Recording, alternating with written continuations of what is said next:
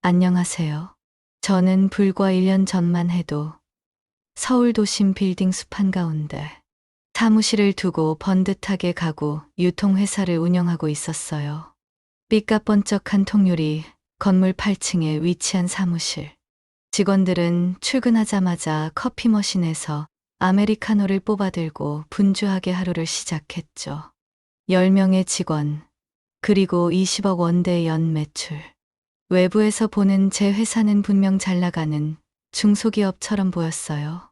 저 역시 맞춤 슈트를 빼입고 대형 세단을 몰며 성공한 사업가 티를 내고 다녔고요.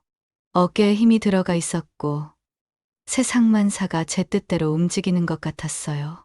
하지만 그건 어디까지나 두꺼운 화장으로 가려놓은 맨얼굴일 뿐이었죠. 속은 이미 오래전부터 골마 터지기 일보 직전이었거든요. 보이지 않는 곳에서는 붉은 경고등이 깜빡이고 있었어요. 중국산 저가 가구들이 쓰나미처럼 밀려와 국내 가구 시장을 휩쓸고 있었고, 저는 그 거대한 흐름을 제대로 읽지 못했죠. 아니, 읽으려 하지 않았던 것 같기도 하네요. 애써 현실을 외면한 채 오히려 무리수를 뒀어요. 남들보다 한 발 앞서간다는 허황된 믿음으로 지방의 지점을 늘리고 물류 창고를 확장했거든요. 규모의 경제를 통해 경쟁력을 확보하겠다는 전략이었지만 결과적으로는 모래성 위에 집을 짓는 격이었죠. 설상가상으로 믿었던 거래처가 부도를 냈어요. 수억 원에 달하는 미수금이 한순간에 휴지 조각이 되어버렸죠. 연쇄 반응은 무서웠어요. 소문은 삽시간에 퍼졌고 다른 거래처들까지 동요하며 결제일을 늦추거나 아예 거래를 끊기 시작하더군요. 자금 흐름은 꼬이다 못해 끊어졌고 회사는 심장박동이 멈춘 환자처럼 서서히 죽어갔어요. 매일 아침 사무실 문을 열기 전 심장이 죄어오는 고통을 느껴야 했죠. 직원들의 눈빛을 마주하는 것이 두려웠고 걸려오는 전화벨 소리에는 신경이 곤두섰어요. 집안 분위기도 얼어붙었죠. 아내는 제 눈치를 보기 시작했고 예전처럼 함께 저녁을 먹으며 소소한 이야기를 나누는 일도 사라졌어요. 퇴근 후 집에 들어가면 숨막히는 정막만이 저를 기다렸고요. 저는 소파에 축 늘어져 TV, 리모컨만 만지작거렸고 아내는 주방에서 조용히 설거지를 하거나 자기 방으로 들어가곤 했어요. 대화는커녕 서로의 눈길조차 피하는 것이 일상이 되었죠. 이미 마음은 멀어진 부부의 공기가 감돌았어요. 저는 애써 괜찮은 척했지만 아내의 싸늘한 시선과 무관심은 비수처럼 박히더군요. 그러다 어느 날 아내가 저녁 식사 후 말없이 이혼 서류를 내밀었어요. 아무런 전조도 다툼도 없었죠. 너무나 조용하고 담담하게 마치 약속이라도 한 것처럼요. 그 순간 싸우고 붙잡고 울고불고 할 힘조차 남아있지 않다는 것을 깨달았어요. 이미 끝났다는 것을, 아내의 마음이 저에게서 완전히 떠났다는 것을 받아들일 수밖에 없었죠. 20년 넘게 함께 쌓아 올렸던 가정이 너무나 허무하게 무너져 내렸거든요. 마치 잘 지어놓은 집이 지진에 흔적도 없이 사라지는 것처럼요. 저는 그 자리에 망부석처럼 앉아 아내의 뒷모습을 바라볼 뿐 아무 말도 할 수 없었어요.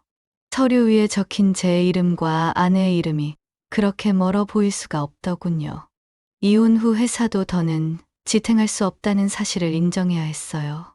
사무실은 채권자들이 들락거리는 아수라장이 되었고 매일같이 독촉 전화와 압류 통보, 경매 안내장이 쏟아졌죠.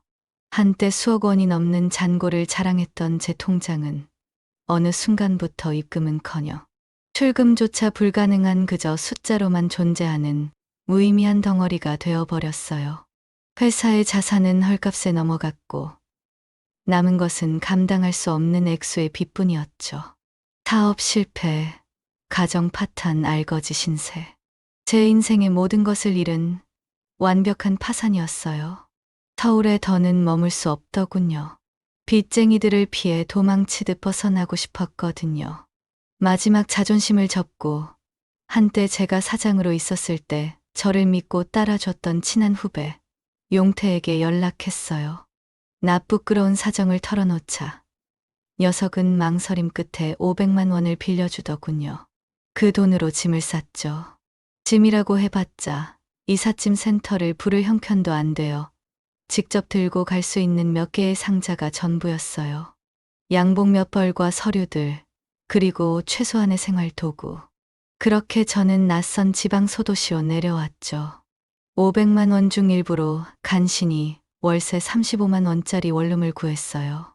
보잘것없는 살림살이를 보고서야 비로소 모든 것이 끝났다는 것을 실감했죠. 과거의 영광은 흔적도 없이 사라졌고 저는 하루아침에 모든 것을 잃고 낯선 바닥에서 밑바닥 인생을 다시 시작해야 하는 처지가 되었거든요. 그 허름한 방의 공기가 저를 짓눌렀어요. 원룸 창밖으로는 추적추적 비가 내리고 있었어요. 텅 빈 방 안에는 숨막히는 정적만이 감돌았죠. 가져온 짐이라곤 종이박스 2개가 전부였고요. 한때 저를 사장님이라 부르던 시절 성공의 상징이었던 맞춤 정장과 값비싼 서류 가방은 구겨진 채 방 한 구석에 아무렇게나 던져져 있었어요. 그 모습이 꼭 제 처지와 같아 보였죠. 용태야, 나 이제 뭐 해서 먹고 사냐? 형, 어디야? 괜찮아요? 용태의 목소리에는 걱정이 묻어 있었어요. 나 원룸 구했어. 그래? 잘 됐네요. 이제 어떡할 거예요? 몰라 뭘 해야 할지도 모르겠고 가진 돈도 거의 다 썼고 차마 빚 이야기를 먼저 꺼내지는 못했죠. 녀석에게 돈을 빌린 것도 염치 없는 일인데 일자리까지 부탁하는 건 더더욱 어려웠거든요. 하지만 녀석이 먼저 말을 꺼내더군요. 할 거 없으면 우리 이삿짐 센터 일이나 할래요. 형, 몸은 좀 고되지만 혼자 먹고 사는 데는 충분할 거예요. 휴대폰 너머로 들려오는 용태의 목소리는 어딘가 망설이는 듯했지만 동시에 따뜻함이 묻어 있었어요. 농담처럼 던진 말 속에 저를 걱정하는 마음이 느껴졌죠. 그래, 언제부터 하면 되냐? 저는 다급하게 말했죠. 지푸라기라도 잡는 심정이었거든요. 형, 진짜 올 거예요? 나 농담으로 한 말인데 힘쓰는 일인데 형이 할 수 있겠어요? 사업하던 형이 이런 일, 용태의 목소리가 당황으로 가득 찼어요. 녀석은 제가 몸쓰는 일과는 거리가 먼 사람이라고 생각하는 모양이었죠. 저는 순간 잊고 있었던 과거의 기억이 떠올랐어요. 야, 나 학창시절 유도 선수였던 거 알잖아. 체급대회에서 입상도 몇 번 했었는데. 허허. 애써 웃음 섞인 목소리로 말했죠. 그게 사실이든 아니든 지금 저에게 필요한 건 자신감이었거든요. 그리고 녀석에게 저도 쓸모 있는 사람이라는 것을 보여주고 싶었죠. 정말이에요? 오, 몰랐네요. 그럼 뭐 당장 내일부터라도 나와요. 용태는 여전히 믿기 힘들어하는 눈치였지만 이내 수락했죠. 저는 대답 대신 고개를 끄덕였어요. 비록 후배는 볼 수 없었지만 제 안에 무언가가 결심을 굳힌 순간이었거든요. 고마워, 용태야. 이삿짐 센터의 하루는 새벽 5시에 시작돼요. 캄캄한 새벽 공기를 가르며 센터 마당에 도착하면 이미 몇몇 직원들이 나와 있었죠. 근육질의 몸에 반쯤 욕설이 밴 듯한 퉁명스러운 말투를 가진 동료들. 그리고 코를 찌르는 쉰내 나는 작업복 덤이었어요. 과거 저를 사장님이라 부르며 깍듯하게 대했던 직원들이 이 광경을 본다면 아마 충격을 넘어 경악할 거예요. 저는 그들과 같은 작업복을 받아들고 낡은 철제 캐비닛에 옷을 갈아입었죠. 거울에 비친 제 모습은 낯설었어요. 주름진 얼굴, 지친 눈빛, 그리고 헐렁한 작업복. 이게 지금의 저였죠. 첫날 현기증이 일 정도로 고된 노동이 시작되었어요. 냉장고, 세탁기, 장롱 하나하나가 제 어깨를 짓눌렀죠. 특히 엘리베이터가 없는 낡은 빌라 5층에서 커다란 장롱을 내리는 작업은 거의 고문 수준이었어요. 땀은 비 오듯 쏟아졌고 숨은 턱까지 차올랐죠. 평소 운동과는 담을 쌓고 살았던 몸이 비명을 질렀어요. 결국 냉장고를 들고 오르막길을 오르다 허리를 삐끗했죠. 날카로운 통증이 허리를 관통했고 주저앉아 버렸어요. 숨이 턱 막히고 세상이 빙글빙글 도는 것 같았죠. 그런데 옆에서 저를 지켜보던 고참 기사, 박 기사 아저씨가 퉁명스럽게 한마디 하더군요. 평생을 몸으로 때우며 살아온 그의 눈빛에는 피로와 경멸, 그리고 아주 조금의 동정심이 뒤섞여 있었어요. 그깟 털이 좀 아프다고 주저앉을 거면 집에서 놀지. 여기는 아파도 버티는 거예요. 그의 목소리는 차가웠고 솔직히 처음엔 화가 치밀었죠. 이 사람이 나를 뭘로 보고 하는 생각과 함께 과거의 자존심이 고개를 들었어요. 하지만 그는 고지어 덧붙이더군요. 이 일은 사람이 아니라 짐을 믿는 거예요. 내 몸뚱이 힘만으로는 안 돼요.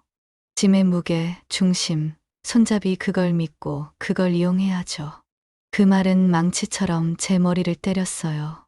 맞았죠. 제 몸의 힘만으로는 역부족이었어요.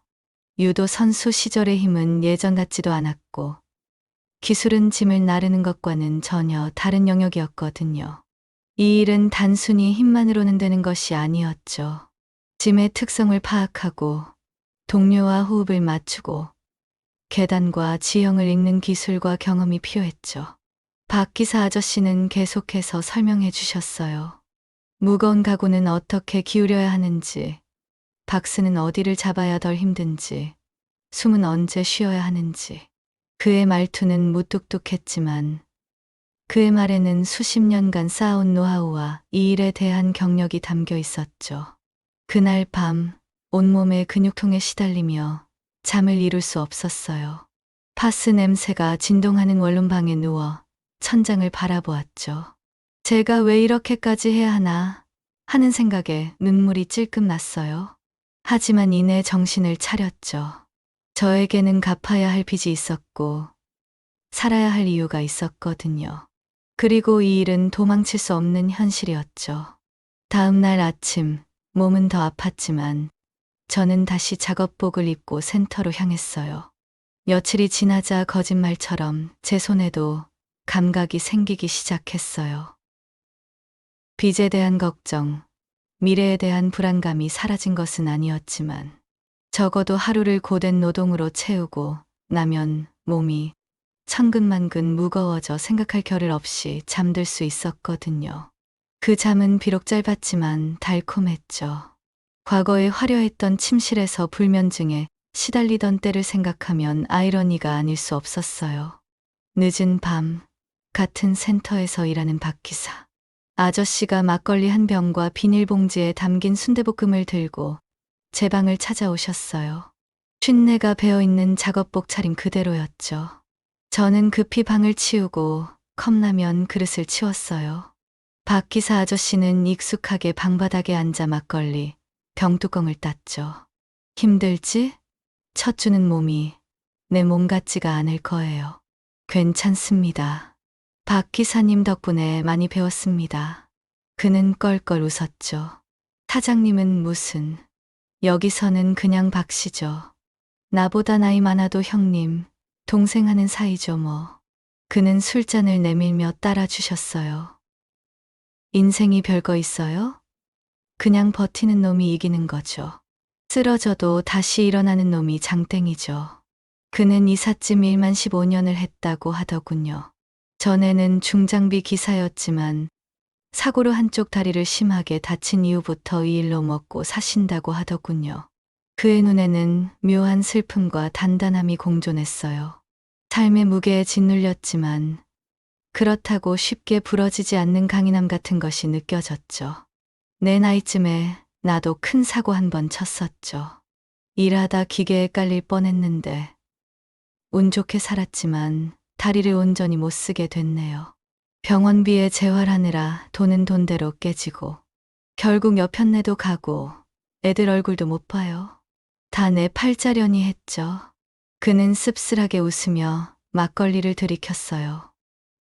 그래도 이삿짐 나를 때만큼은 남들 인생의 새로운 시작을 돕는다는 생각에 좀 덜 초라해지더라고요. 제 몸뚱이 하나로 남들 짐 옮겨주고 그 대가로 밥 벌어먹고 사는 게 뭐 대수라고. 근데 그게 또 나름 보람이 있더라고요. 그의 말이 가슴에 박혔어요. 덜 초라해진다는 말이었죠. 저 역시 사업에 실패하고 모든 것을 잃은 후 세상에서 가장 초라한 존재가 된 것 같았거든요. 하지만 땀 흘려 일하고 그 대가로 돈을 버는 이 단순한 행위가 저에게도 자존감을 회복시켜주고 있었죠. 비록 남들이 보기에는 힘들고 하찮은 일일지라도 박 기사 아저씨와 밤늦게까지 막걸리를 나누며 많은 이야기를 했어요. 그의 거친 삶의 경험 속에서 저는 묘한 위안을 얻었죠.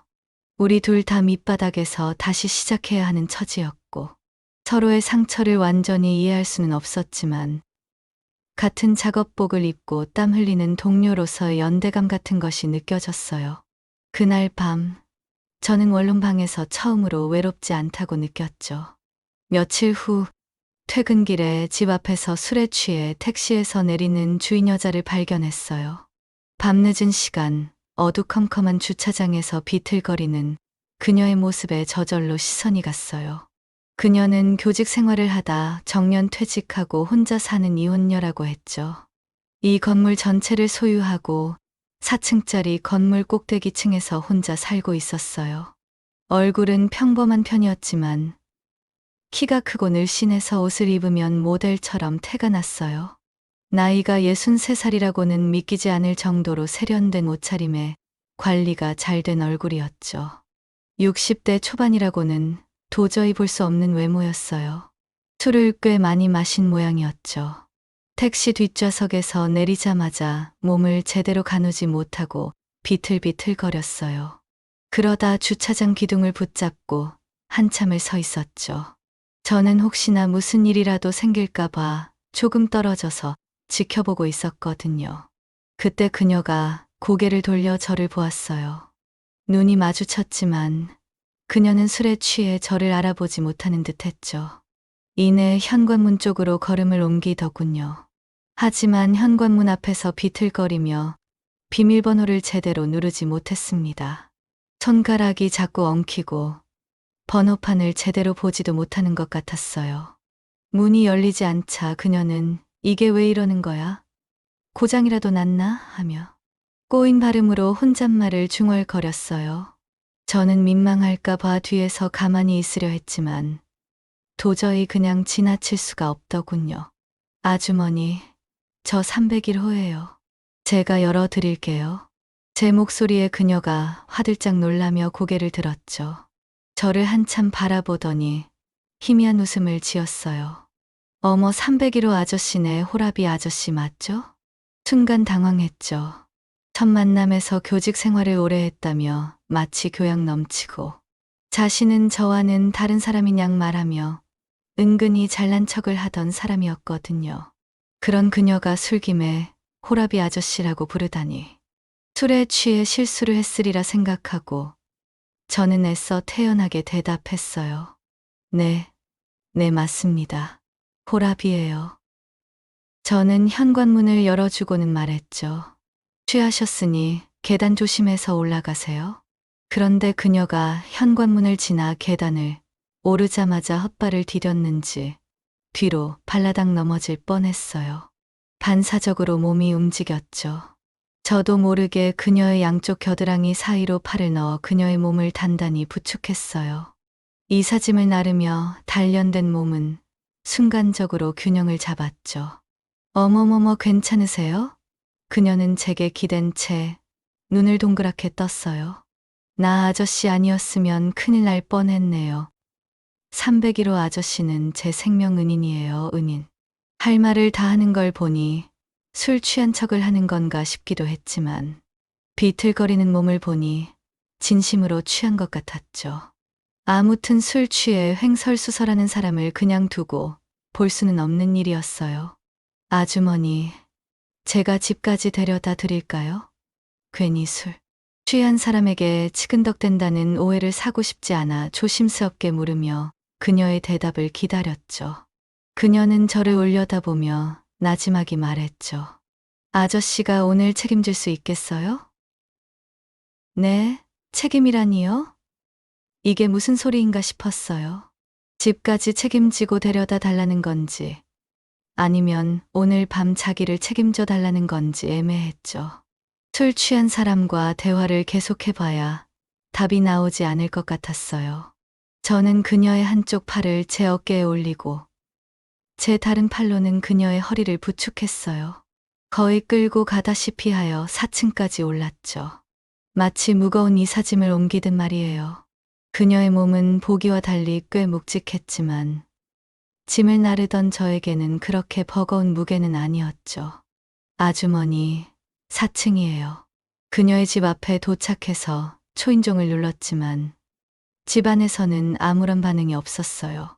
문을 열어야 하는데 그녀는 고개조차 들지 못하고 잠꼬대 비슷한 소리만 계속 중얼거리며 거의 정신을 놓고 있었죠. 현관 비밀번호가 뭐예요? 몇 번을 물어 신랑이 한 끝에 간신히 비밀번호를 알아내 현관문을 열었습니다. 넓은 집 안으로 그녀를 데리고 들어가 안방 침대에 조심스럽게 눕히고 나왔죠. 이불을 덮어줄까 잠시 망설였지만 괜한 오해를 살까 싶어 그냥 그대로 두고 문을 닫고 나왔어요. 다음 날 저녁 예상치 못한 연락이 왔어요. 낮에는 조용하던 휴대폰이 울렸죠. 발신자는 주인 아주머니. 어젯밤의 기억이 떠올라 괜히 심장이 덜컥했어요. 아저씨, 어젯밤에 고마웠어요. 그녀의 목소리는 어제와 달리 또렷하고 차분했어요. 네, 괜찮습니다. 술을 많이 드셨더라고요. 네, 택시에서 내린 후부터는 하나도 기억이 안 나요. 어떻게 된 일인지 좀 얘기 좀 해주실 수 있어요? 어젯밤의 일을 솔직하게 얘기해드렸죠. 현관문 앞에서 비틀거리다 넘어진 일, 비밀번호를 못 눌러서 제가 도와드린 일, 그리고 집까지 부축해서 안방에 눕혀드린 일까지요. 최대한 담담하게 사실만을 전했습니다. 어머나 세상에 그랬구나. 그녀는 중간중간 탄성을 내뱉었어요. 어머 아저씨. 제가 보기보다 몸무게가 꽤 나가는데 그걸 계단 있는 4층까지 어떻게 옮기셨어요? 미안해하는 그녀의 목소리에 저는 너스레를 떨었죠. 괜찮습니다. 저한테는 깃털처럼 가벼웠는데요, 뭘. 제가 원래 젊었을 때부터 힘이 좀 장사였어요. 어머, 그러셨구나. 왜 이렇게 힘이 장사예요? 그녀는 궁금해하며 물었죠. 아, 네, 제가 어릴 때부터 힘이 장사라 유도 선수를 잠깐 했었거든요. 어머, 그러셨구나. 왠지 처음 볼 때부터 예사롭지 않더니. 호호 그녀는 혼잣말처럼 중얼거리며 묘한 웃음을 지었죠. 그 웃음 속에 어딘가 의미심장한 기운이 느껴졌어요. 정태 씨. 그녀는 제 이름을 불렀어요. 처음으로 제 이름을 부르는 그녀의 목소리에 어색함과 함께 작은 설렘이 일었죠. 정태 씨, 너무 고마워서 그런데 저녁에 저희 집에서 식사라도 대접하고 싶은데 시간 괜찮으세요? 집에서라는 단어가 왠지 기분이 묘했어요. 어젯밤 안방까지 들어갔던 기억 때문일까요? 집에서요? 저도 모르게 되물었죠. 네, 어차피 같은 건물에 사는데요, 뭘. 저희 집에서 편하게 드시는 게 낫지 않을까요? 아님 혹시 외간 남자 집에 들어오는 게 부담스러우신가요? 그녀는 장난스럽게 덧붙였어요. 무슨 소리예요? 부담은요? 그럼 저야 좋죠. 제가 오히려 괜히 아주머니 신경 쓰이게 하는 거 아닌가 해서요. 아니에요. 신경은요. 어차피 처음도 아니잖아요. 우리 집 안방까지 들어오셨으면서 그녀의 말에 다시 한번 심장이 쿵했죠. 그녀는 어젯밤의 일을 잊지 않고 있었어요. 그리고 그 일을 오히려 가볍게 웃어넘기며 저를 편안하게 해주려 하는 것 같았죠. 그 말은 마치 안방까지 들어왔는데도 아무 일 없었으니 식사 한 끼 하는 게 무슨 대수겠어요? 라고 말하는 것 같았어요. 그러죠 뭐, 저는 멋쩍게 웃으며 답했죠. 그녀는 교직 생활을 하며 남편을 만나 맞벌이로 30년 넘게 살았지만 퇴직 후 남편이 각자 삶을 살아보고 싶다는 말에 이혼을 했다고 했어요.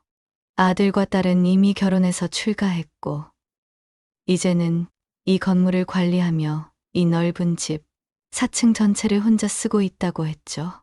빈집에서 혼자 지내는 시간이 길었을 거예요. 그녀 역시 외로웠겠구나 하는 생각이 들었죠. 빈손으로 가기 뭐해서 집 근처 마트에서 복분자 술을 2병 사들고 그녀의 집으로 향했어요. 원룸을 나서는 발걸음이 왠지 조심스러웠죠. 누군가에게 초대를 받은 것도, 누군가의 집을 이렇게 개인적으로 방문하는 것도 꽤 오랜만이었거든요. 사업을 할 때는 접대가 일상이었지만 그건 비즈니스였지 개인적인 교류는 아니었죠. 이건 좀 다른 느낌이었어요. 4층에 도착해서 인터폰으로 호출하자 곧바로 문이 열렸고 엘리베이터에서 내리자마자 은은한 향수 냄새와 함께 그녀의 목소리가 들려왔어요. 어머, 정태 씨? 어서 올라와요. 올라오는데 불편하진 않았어요? 그녀는 환한 미소를 지으며 문 앞에서 저를 기다리고 있었어요. 회색빛의 단정한 원피스에 머리는 깔끔하게 묶여 있었고 손에는 앞치마를 들고 있었죠. 화장은 옅었지만 피부가 고왔고 그녀에게서 풍기는 분위기는 편안하면서도 세련된 느낌이었어요. 아, 네, 이건 그냥 조금 사왔습니다. 술 좋아하신다기에. 제가 들고 온 복분자 술 꺼내 보이자 그녀는 잠깐 놀란 듯 눈을 깜빡이다가 이내 환하게 웃었죠. 어머, 어쩜 이런 걸 다. 고마워요, 정태 씨. 안 그래도 오늘 저녁은 뭘 마실까 했는데 이걸로 딱이겠네요. 집 안은 기대했던 대로 정갈했어요. 넓은 공간에 고풍스러운 가구들이 자리 잡고 있었고 벽에는 액자에 담긴 아이들 사진과 오래된 가족 사진이 걸려 있었죠. 앤티크한 분위기 속에서 세월의 흔적과 따뜻함이 동시에 느껴졌어요. 커다란 창문으로 초여름의 따스한 햇살이 들이쳤고 창밖에서 불어오는 바람에 얇은 커튼이 나부꼈죠. 여긴 혼자 쓰기엔 좀 크죠. 근데 어쩐지 익숙한 것들을 버릴 수가 없더라고요. 그녀는 저를 식탁으로 안내하며 말했죠. 식탁 위에는 벌써 잡채와 각종 전, 먹음직스럽게 구워진 조기까지 정갈하게 차려져 있었어요. 냄새만 맡아도 침이 고였죠. 집밥을 먹은 지가 언제인지 기억조차 나지 않았어요. 복분자 잔이 채워지고 오랜만에 사람 냄새 나는 저녁 식사가 시작되었죠. 어색함도 잠시, 그녀는 마치 오래전부터 알고 지낸 사람처럼 편안하게 대화를 이끌어갔어요. 오늘 하루 이삿짐 나르며 겪었던 소소한 일들, 박기사 아저씨의 이야기까지 스스럼 없이 털어놓게 되었죠. 그녀는 제 이야기를 진지하게 들어주셨고 가끔 웃거나 안타까워하며 반응해 주셨어요. 우리는 서로의 상처를 어루만져 주지는 못했지만 적어도 혼자가 아니라는 사실에서 위안을 얻었죠. 그렇게 방 안에서 마주 앉아 복분자 한 잔씩을 주고받다 보니 이상하게도 공기가 좀 묘하게 느껴졌죠. 처음 만난 사이는 아니었지만 이렇게 단둘이 앉아 술잔을 기울이는 것은 분명 다른 차원의 일이었거든요. 아무 말 없이 앉아있기엔 너무 조용했고 그렇다고 무슨 말을 꺼내기도 애매한 그런 긴장감과 편안함이 뒤섞인 오묘한 분위기였어요. 요즘 60대 아줌마들은 예전이랑 참 달랐다는 생각을 다시금 했죠. 특히 그녀를 보면서 느꼈어요. 자기 관리를 정말 잘하는 것 같았죠. 피부도 곱고 말투도 어딘가 부드러우면서도 세련된 느낌이었어요. 단정하게 묶은 머리칼에 잔잔하게 비치는 은발은 오히려 연륜이 느껴져 멋스러웠고요. 무엇보다 몸매가 탄탄했어요. 술에 취해 부축할 때 느꼈던 것처럼 겉으로 보이는 것 이상으로 건강해 보였죠. 솔직히 40대, 50대 중년 여성들과 비교해도 그렇게 나이가 많아 보이지 않는다는 생각이 들었죠. 그녀가 앉아있는 자세, 손짓 하나하나에 흐트러짐이 없었고 자연스러운 우아함이 배어 있었어요. 살짝 다리를 꼰 자세로 앉아 복분자 잔을 들고 저를 바라보는 그 모습엔 저도 모르게 시선이 자꾸 갔어요. 그녀가 잔을 들고 웃을 때마다 오랜 시간 속에서도 쉽게 지워지지 않은 여자다운 느낌이 은은하게 풍겨 나왔죠. 젊은 시절 누군가에게서 느꼈던 설렘과 비슷한 감정이 희미하게 고개를 들더군요. 나이를 먹어도 이런 감정을 느낄 수 있구나 하는 생각에 새삼스러웠어요. 정태 씨는 술은 잘 마시는 편이에요? 그냥 분위기만 좀 탈 줄 압니다. 저는 멋쩍게 웃으며 대답했어요. 제가 대답하자 그녀는 의미심장한 눈빛으로 저를 바라보며 살짝 웃었어요. 그 미소는 수많은 의미를 담고 있는 듯 했죠. 그 순간 괜히 가슴이 두근거렸어요. 마치 오래전 누군가와 처음 연애를 시작하며 서로의 마음을 조심스럽게 탐색하던 때처럼요. 그녀는 복분자 잔을 비우더니 슬며시 제 팔을 바라보며 말했죠. 근데 정태 씨, 나 진짜 궁금한 게 하나 있어요. 뭐가요? 어제 느낀 건데 아저씨, 힘이 얼마나 센지요. 보기보다 팔뚝이 좀 있어 보여서요. 저는 괜히 헛기침을 하며 팔을 가볍게 만졌죠. 이삿짐 나르며 단단해진 근육이 느껴졌거든요. 예전 같으면 운동할 시간도 없다고 투덜댔을 텐데 지금은 이 몸뚱이 하나가 저를 먹여 살리고 있었죠. 이제 제게 남은 건 이 튼실한 몸뚱아리 하나뿐이네요. 허. 저는 자조적으로 웃으며 말했습니다. 그러자 그녀는 장난스럽게 웃으며 손을 뻗었죠. 한 번만 만져봐도 돼요? 진짜 힘이 있는지 확인해보고 싶어서요. 그녀의 제안에 순간 당황했지만 그녀의 눈빛에는 순수한 호기심과 약간의 장난기만이 느껴졌어요. 무슨 확인을요? 진짜로 얼마나 힘이 센지요. 그냥 호기심이잖아요, 호기심. 그녀의 손끝이 제 팔뚝에 닿는 순간 묘하게 정전기처럼 살짝 떨림이 느껴졌어요.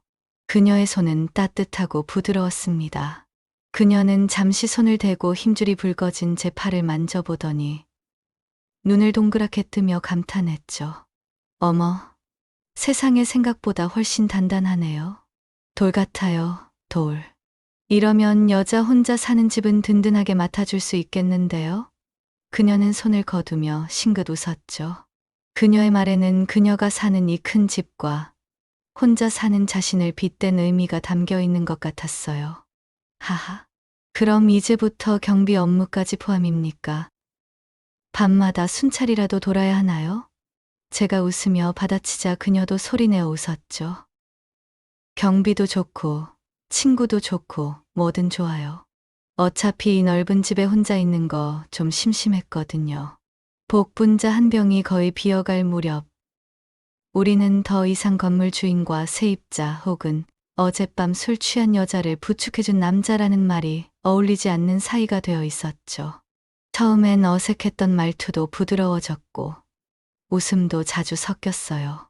사업 실패와 이혼, 그리고 밑바닥 인생으로 추락한 저의 이야기. 그리고 정년 퇴직 후 남편과 이혼하고 텅 빈 집에서 혼자 지내는 그녀의 이야기. 서로의 얘기를 꺼낼수록 우리는 공통점이 은근히 많다는 것을 알게 되었죠. 외로움도, 지나온 세월의 무게도, 그리고 앞으로 어떻게 살아야 할지에 대한 막막함도요. 우리는 서로의 상처를 어루만져 주지는 못했지만 적어도 혼자가 아니라는 사실에서 위안을 얻었죠. 그녀가 한참 제 말을 듣다가 문득 말했어요.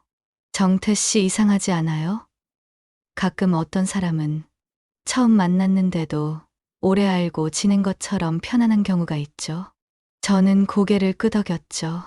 시간이 늦어 더 이상 머물기 어려웠어요. 자리에서 일어나 현관문 앞으로 향했죠. 신발을 신으려던 찰나 그녀의 목소리가 뒤에서 저를 붙잡았어요. 정태 씨 좀 더 있다 가면 안 돼요? 저는 순간 몸을 멈췄죠. 그리고 조심스레 고개를 돌려 그녀를 바라봤어요. 그녀는 부엌 식탁 쪽에 서 있었고 그 눈빛엔 어딘가 간절함과 동시에 장난스러움이 뒤섞여 있었습니다. 복분자로 인해 살짝 상기된 얼굴에 그렁그렁한 눈빛. 저는 그 눈빛에서 쉽게 발걸음을 뗄 수 없었죠. 아, 제가 술이 좀 올라서요. 더 있다가는 괜히 무슨 실수라도 할까봐. 저는 말을 흐리며 애써 웃었어요. 제 안에서도 알 수 없는 동요가 일고 있었기 때문이었죠. 이 밤의 분위기가 너무 좋았고, 그녀의 눈빛이 저를 붙잡았지만, 동시에 이 관계가 너무 빠르게 흘러가는 것에 대한 경계심도 있었어요. 제가 망설이자 그녀는 한 발짝 다가오며 나지막이 말했죠. 그 목소리는 조용했지만 귀에 또렷하게 박혔어요. 그럼 더 있다 가세요. 실수하시고 싶으면 하셔도 돼요. 저는 괜찮아요. 순간 얼음이 된 것처럼 몸이 굳었죠. 그녀의 말 한마디가 예상치 못한 파문을 일으켰어요. 심장이 쿵 하고 한 번 크게 뛰더니 그 뒤로는 제멋대로 마구 두근대기 시작했죠. 잊고 지냈던 감각들이 깨어나는 것 같았어요. 수십 년 만에 느껴보는 감정이었죠. 누군가에게 이렇게 노골적이면서도 조심스럽게 괜찮다는 말을 들었을 때의 그 복잡한 벅참이었어요. 마치 철없던 청춘 시절, 마음에 드는 이성에게서 건네받은 한마디처럼요. 저는 조심스럽게 되물었죠. 제 목소리가 약간 떨렸던 것 같았어요. 그럼 제가 어떤 실수를 하더라도 김 여사님은 받아들인다는 뜻인가요? 그녀는 말없이 고개를 끄덕였어요. 그리고 아주 작게, 그러나 분명히 말했죠. 네, 상관없어요. 정태 씨라면 저도 괜찮을 것 같아요. 그 말은 마치 오래 굳게 닫혀 있던 마음의 문이 조심스레 열리는 소리 같았죠. 서로가 누군가에게 다시 기대고 싶다는 마음을 이 밤만큼은 더 이상 숨기지 않기로 한 듯 했죠. 우리는 오랜 시간 동안 각자의 외로움과 싸워왔고 그 싸움에 지쳐 있었어요. 그리고 지금 그 외로움을 잠시나마 잊게 해줄 서로를 마주하고 있었죠. 저는 천천히 신발을 벗고 문에서 돌아섰죠. 그리고 말없이 그녀 쪽으로 다가가 앉았어요. 다시 식탁 의자에 앉아 그녀를 바라보았습니다. 아까보다 더 가까워진 거리. 눈빛은 더욱 깊어졌죠. 대화는 필요 없었어요. 서로의 눈빛 속에서 우리가 얼마나 서로에게 목말라 했는지 확인했거든요. 그 간절함은 눈빛만으로도 충분히 전해졌으니까요. 우리 전 남편이 머리는 참 좋았어요. 대학 때부터 줄곧 모범생 타입이었죠. 교수님들도 인정하는 수재였거든요. 근데 워낙 허약해서 병원 신세를 자주 졌어요. 결혼하고 나선 뭐랄까, 부부로서의 기본적인 것들도 자주 못했던 것 같아요. 아이들 문제로 혹은 시댁 문제로 부딪힐 때마다 남편은 늘 한 발짝 물러섰어요. 싸우기 싫다고, 피곤하다고. 처음엔 그게 남편의 배려인 줄 알았는데 어느 순간부터 자꾸 허전하더라고요. 기댈 곳이 없는 느낌? 저 혼자 모든 걸 감당해야 하는 것 같은 느낌이 들었어요. 그녀는 저를 슬쩍 보며 씁쓸하게 웃었죠. 그녀의 눈빛 속에는 오랜 시간 쌓여온 외로움과 채워지지 않은 공허함이 담겨 있었어요. 그래서 그런지 건장하고 듬직한 남자에 대한 동경 같은 게 있었어요. 누가 봐도 강하고 기댈 수 있는 사람, 특히 추성훈 아세요? 그 사람 TV에 나올 때면 나 진짜 몇 번은 밤잠 설쳤다니까요. 제가 왜 이런 얘기를 하고 있지? 부끄럽게. 그녀는 얼굴을 살짝 굴키며 애써 밝게 말했죠. 저는 말없이 그녀의 이야기를 들어주었죠. 그녀가 말한 추성훈, 운동으로 다져진 탄탄한 몸, 강인해 보이는 인상. 저와 완전히 같지는 않았지만 제가 유도 선수였다는 것. 그리고 이삿짐 일을 하며 몸이 단련되었다는 점에서 어느 정도 비슷한 느낌을 줄 수는 있었을 터였어요. 어쩌면 그녀가 제게 끌렸던 이유 중 하나가 제가 가진 물리적인 힘과 듬직함이었을지도 모르죠. 근데 그녀가 다시 제 팔을 쓱 만지며 말했죠. 아까보다 더 조심스럽지만 더 오래 머무는 손길이었어요. 아저씨, 아니, 정태 씨. 처음 봤을 때부터 그 생각 들었어요. 한 번 빠지면 헤어나오기 어렵겠구나. 그녀의 눈빛은 이제 더 이상 농담이 아니었어요. 서로가 서로를 향해 얼마나 오랫동안 목말라 했는지 그 간절함은 눈빛만으로도 충분히 전해졌죠. 우리는 천천히 서로에게 다가갔어요. 그 밤 오래 눌러두었던 외로움이 드디어 입을 열었고 두 개의 외로운 영혼이 서로에게 기댔습니다. 서방님, 서방님. 그녀는 그렇게 저를 불렀죠. 꿈결 같은 목소리로 아주 조심스럽게요. 처음 들었을 땐 순간 귀를 의심했죠. 서방님이라는 단어, 요즘 시대에 얼마나 낯선 말인가. 거의 사극에서나 들을 법한 호칭이었죠. 하지만 이상하게 제 마음속 깊은 곳에서 울림처럼 퍼졌어요. 낯선 단어인데도 어딘가 익숙하고 포근한 느낌이었죠. 아내에게서도 그 어떤 여자에게서도 들어본 적 없는 호칭이었어요. 그녀는 제 팔베개를 베고 누운 채 저를 올려다보며 부드럽게 웃었죠.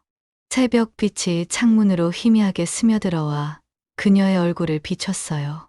피곤한 기색은커녕 소녀처럼 맑은 눈빛이었죠. 나 서방님이라는 말 30년 넘게 살았던 남편한테도 한 번도 안 써봤어요. 왠지 입에 안 붙었거든요. 어색하고 또 그렇게 부를 만큼 정겹지도 않았고 그녀는 잠시 말을 멈췄죠. 근데 정태 씨한테는 아니, 서방님한테는 그 말이 자꾸 툭툭 튀어나와요. 이상하죠? 참. 저는 말없이 그녀의 머리칼을 쓸어 넘겼죠. 가늘고 부드러운 머리카락이 손가락 사이를 스쳤어요. 그녀의 이야기는 제 마음을 울렸죠. 그녀 역시 저처럼 외로웠고 채워지지 않는 갈증 속에서 살아왔다는 것을 알 수 있었어요. 남편에게서 받지 못했던 정서적인 지지, 기댈 수 있는 어깨. 그것이 그녀가 듬직한 남자에게 끌렸던 이유였을지도 모르죠. 이상한 게 아니라 저는 조용히 말했죠. 오히려 그 말 저도 듣고 싶었나 봐요. 사장님, 회장님, 대표님 수많은 호칭을 들었지만 그 모든 것이 비즈니스와 성공이라는 껍데기뿐이었죠. 남편, 아빠 가장 가까운 관계에서 불리는 호칭이었지만 이미 오래전부터 그 무게를 감당하지 못하고 무너져 버렸어요. 서방님, 그것은 마치 남편이면서도 동시에 연인 같고 든든하면서도 친밀한 세상에 둘도 없는 관계를 상징하는 호칭 같았죠. 하룻밤, 단 한 번의 만남이 이렇게 깊어질 수 있을 줄은 몰랐습니다. 예상치 못한 곳에서 예상치 못한 사람에게서 얻는 위안. 하지만 분명한 건 그녀가 불러준 그 한마디, 서방님 그 말 한마디에 저는 오래 묵었던 실패와 절망의 무게에서 조금씩 벗어나고 있었네요. 그 호칭은 단순한 단어가 아니라 저를 다시 한 사람의 남자로서 그리고 누군가에게 필요한 존재로서 인정해주는 따뜻한 선언 같았습니다. 그 밤, 저는 잠시나마 과거의 저를 잊고 현재의 저로 존재할 수 있었죠. 그리고 그녀 덕분에 앞으로의 삶이 완전히 절망적이지만은 않을지도 모른다는 아주 작은 희망을 품게 되었죠. 그날 이후 우리의 관계는 조심스럽게 하지만 분명하게 깊어졌습니다. 그녀의 집은 더 이상 주인집이 아닌 그녀의 집이자 저의 피난처가 되었어요. 일주일에 서너 번 정도 퇴근 후 그녀의 집에서 저녁을 함께 했죠. 그녀는 항상 정갈하고 맛있는 음식을 차려주셨고 저는 설거지를 하거나 간단한 집안일을 도왔어요. 이삿짐 센터에서 몸으로 때우는 일에 익숙해지면서 집안의 망가진 곳을 고치거나 무거운 것을 옮기는 일쯤은 어렵지 않았죠. 그녀는 그런 저를 보며 감탄했고 저는 그런 그녀의 반응에서 작은 만족감을 느꼈죠. 함께하는 시간은 대부분 대화로 채워졌죠. 낮 동안 겪었던 일들, 과거의 기억들, 그리고 앞으로의 막막함까지요. 저는 사업 실패로 인한 좌절감과 빚 때문에 겪는 불안감을 솔직하게 털어놓았고 그녀는 남편과의 관계에서 느꼈던 소외감, 이혼 후의 외로움, 그리고 자녀들에게 짐이 될까 염려하는 마음을 이야기했죠. 우리는 서로의 상처를 어루만져 주지는 못했지만 적어도 혼자가 아니라는 사실에서 위안을 얻었습니다. 정태 씨는 진짜 강한 사람인 것 같아요. 어느 날 저녁 그녀가 잔을 기울이며 말했죠. 제가요? 저는 세상 물정 모르고 사업하다 망한 바보인데요, 뭘. 저는 쓴웃음을 지었죠. 아니요. 그게 아니에요. 그렇게 모든 걸 잃고도 다시 일어설 힘을 찾는다는 게 아무나 할 수 있는 게 아니에요. 힘들어도 매일 새벽같이 나가서 땀 흘리며 일하고 전 정태 씨가 이삿짐 나르는 모습 볼 때마다 왠지 모르게 존경심이 들어요. 맨몸으로 세상과 부딪히는 모습이 멋져요. 그녀의 진심 어린 말에 코끝이 시큰해졌죠. 멋지다는 말. 사업이 잘 될 때도 직원들에게서 듣지 못했던 칭찬이었어요.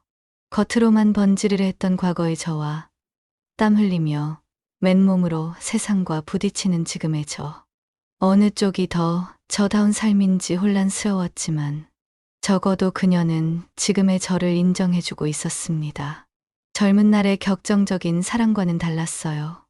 그것은 오히려 서로의 외로움을 채워주고 지친 몸과 마음의 온기를 나누는 행위에 가까웠죠. 그녀는 여전히 가끔 저를 서방님이라고 불렀어요. 하지만 그 호칭은 이제 성적인 의미보다는 그녀에게 제가 어떤 존재인지 든든한 기댈 곳, 함께 밤을 지새우는 동반자를 나타내는 애칭이 되었죠. 그 호칭을 들을 때마다 저는 그녀에게 필요한 존재라는 사실에 안심했죠. 이삿짐 센터에서의 생활도 조금씩 자리를 잡았어요. 처음에 근육통과 피로감은 여전했지만 요령이 생기고 몸이 단련되면서 일의 속도가 붙었죠. 이제는 박 기사 아저씨 못지않게 짐을 잘 나른다는 소리도 들었죠. 하루 일당은 꼬박꼬박 모아 생활비로 쓰고 남은 돈으로는 아주 조금씩 용태에게 빌린 돈을 갚아 나갔어요. 빚의 총액에 비하면 티끌 같았지만 그래도 갚아 나간다는 사실 자체가 중요했죠. 박 기사 아저씨와의 관계도 더 깊어졌죠. 그는 말수는 적었지만 가끔씩 던지는 그의 말 속에는 깊은 삶의 지혜가 담겨 있었어요. 이삿짐 일을 하면서 만나는 다양한 사람들의 이야기, 삶의 굴곡에 대한 그의 통찰은 저에게 많은 것을 느끼게 해주었죠. 그는 제가 과거에 사업을 했다는 것을 알고 있었지만 그것에 대해 묻거나 비난하지 않았어요. 그저 지금의 저를 땀 흘리며 함께 일하는 동료로 대했죠. 김 씨 인생 뭐 있어요? 다 자기 짐 짊어지고 가는 거죠. 어떤 놈은 짐이 무겁고 어떤 놈은 가볍고 근데 결국 자기 짐은 자기가 짊어져야 하는 거예요. 대신 같이 가는 동료가 있으면 좀 덜 힘든 거죠. 그의 말에 그녀가 떠올랐죠. 우리는 각자의 짐을 짊어지고 있었지만 이제는 혼자가 아니었어요. 그녀가 옆에 있어 주셨기에 저는 제 짐의 무게를 조금이나마 덜 수 있었죠. 그녀와의 관계는 일상 속에 자연스럽게 스며들었어요. 더 이상 특별한 이벤트가 아니었어요. 함께 장을 보고 함께 밥을 하고 함께 텔레비전을 보며 시시콜콜한 이야기를 나누는 것. 그것 자체가 우리의 행복이었죠. 그녀는 저에게 사는 것 같아요라고 말했죠. 저 역시 그랬어요. 사업을 할 때도 가정이 있었을 때도 느끼지 못했던 잔잔하지만 확실한 삶의 온기였습니다. 가끔 그녀의 자녀들이 찾아왔어요. 그때마다 저는 자연스럽게 자리를 피했죠. 그녀의 사생활을 존중해야 했고 그녀의 자녀들에게 복잡한 관계를 알리고 싶지 않았거든요. 그녀도 저의 그런 배려를 고마워했죠. 우리는 세상의 시선에서 벗어나 우리만의 작은 울타리 안에서 서로에게 의지했죠. 그녀는 저에게 종종 정태 씨는 이제 진짜 제 서방님 같아요라고 말했죠. 처음에는 어색하고 낯설었던 그 호칭이 이제는 우리 관계의 본질을 가장 잘 나타내는 말처럼 느껴졌네요. 남편은 아니지만 그보다 더 깊은 곳에서 연결된 두 영혼. 서로의 아픔을 알고 서로에게 기꺼이 기대는 존재였죠. 물론 불안감이 완전히 사라진 것은 아니었어요. 빚 문제는 여전히 해결되지 않았고 이삿짐 센터 일은 임시 방편일 뿐이었죠. 그녀와의 관계 역시 언제까지 이대로 유지될 수 있을지 장담할 수 없었죠. 나이 차이, 사회적인 위치, 그리고 저희 불안정한 상황들이었죠. 현실의 벽은 여전히 높았습니다. 하지만 그럼에도 불구하고 저는 절망하지 않았죠. 과거의 실패에 발목 잡혀 주저앉아 있던 저는 더 이상 없었어요. 비록 밑바닥에서 시작했지만 제 두 발로 서서 땀 흘려 일하고 저를 믿고 의지해주는 사람이 있었죠. 그녀의 따뜻한 눈빛과 서방님이라는 다정한 호칭은 저에게 다시 살아갈 용기를 주었죠. 밤늦게 그녀의 집에서 나와 원룸으로 돌아가는 길. 캄캄한 밤거리였지만 발걸음이 가볍게 느껴졌어요. 주머니 속에는 오늘 벌어온 일당이 현금으로 들어 있었죠. 비록 큰 돈은 아니지만 제 땀의 대가였어요. 그리고 4층 창문에 희미하게 새어나오는 불빛. 그곳에 저를 기다리는 사람이 있다는 사실만으로도 충분했습니다. 어느 날 그녀가 조심스럽게 말했어요. 정태 씨 혹시 여기서 함께 살아볼 생각은 없어요? 물론 부담된다면 괜찮지만 그녀의 제안에 가슴이 쿵쾅거렸어요. 함께 살자는 말. 그것은 우리의 관계가 한 단계 더 나아갈 수 있다는 희망이면서도 동시에 저희 처지로는 쉽게 받아들이기 힘든 제안이었죠. 저는 빚더미에 앉은 알거지였거든요. 그런 제가 그녀의 넓은 집에 들어가 함께 사는 것이 과연 옳은 일일까요? 그녀에게 짐이 되는 것은 아닐까요? 수많은 생각이 머릿속을 스쳐 지나갔습니다. 저는 그녀의 손을 잡고 한참을 망설였어요. 그녀의 눈빛에는 진심과 간절함이 담겨 있었죠. 그녀 역시 외로웠고 저에게 의지하고 싶어 한다는 것을 알았거든요. 김 여사님, 저는 지금 아무것도 가진 게 없습니다. 빚만 잔뜩 있고 김 여사님께 아무것도 해드릴 수가 없어요. 그런 제가 어떻게? 정태 씨, 그녀는 제 말을 막고 부드럽게 말했죠. 가지고 안 가지고가 뭐가 그렇게 중요해요. 나는 정태 씨가 필요해요. 돈이나 뭘 해주는 것보다 그냥 정태 씨가 제 곁에 있어주는 게 필요해요. 그녀의 말에 다시 한번 눈시울이 뜨거워졌죠. 모든 것을 잃고 가장 초라해진 저에게 그녀는 저 자체를 원하고 있었어요. 가진 것이 아무것도 없는 저를. 그것이 저에게는 어떤 성공보다, 어떤 재산보다 값진 것이었죠. 결국 저는 그녀의 제안을 받아들이기로 했어요. 조심스럽게, 하지만 진심으로요. 그녀의 집으로 들어가 함께 살기로 했죠. 35만 원짜리 원룸을 정리하고 종이 박스 2개에 담긴 짐을 챙겨 4층 그녀의 집으로 옮겼어요. 그녀의 집, 넓은 안방 한쪽에 제 짐이 놓였어요. 맞춤 정장과 서류 가방이 구겨져 있던 종이 박스. 이제 그 박스는 방 한 구석에 놓였지만 예전처럼 초라하게 느껴지지 않았죠. 밤이 깊어지고 우리는 함께 침대에 누웠습니다. 그녀는 제 품에 안겨 저를 서방님이라고 불렀어요. 그 어느 때보다 따뜻하고 편안한 목소리였죠. 아직 현실의 어려움은 남아 있었고 앞으로 어떤 일이 일어날지 알 수 없었지만 적어도 지금 이 순간 우리는 함께였어요. 무너진 세상에서 길을 잃었던 두 사람이 서로에게서 온기를 찾아 새로운 삶을 시작하고 있었죠. 그것이 어떤 형태의 삶이 될지는 모르지만 더 이상 혼자가 아니라는 사실만으로도 충분했습니다. 내일은 또 어떤 하루가 펼쳐질까요? 두렵기도 했지만 그녀와 함께라면 어떤 어려움도 헤쳐나갈 수 있을 것 같다는 희미하지만 단단한 희망이 제 가슴 속에 자리 잡았습니다.